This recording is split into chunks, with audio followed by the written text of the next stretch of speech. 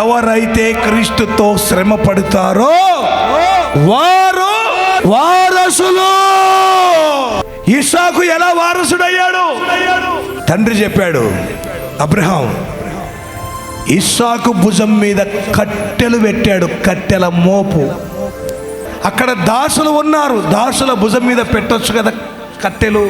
ఆయన కూడా మొయలే, కొడుకు మీద పెట్టాడు కట్టెల మోపు. ఈరోజు దేవుని బిడ్డల సంఘములో దేవుని బిడ్డలు వారసులు కావాలంటే దేవుని ఇంటిలో యేసయ్యతో కూడా శ్రమ పడాలి. శ్రమ పడిన వారే వారసులు. పరిచర్యలో శ్రమ పడాలా, సువార్త పరిచర్యలో శ్రమ పడాలా, వాక్య పరిచర్యలో శ్రమ పడాలి, ప్రతి పనిలో శ్రమ పడాలి, ప్రార్థించాలి, శ్రమ పడాలి,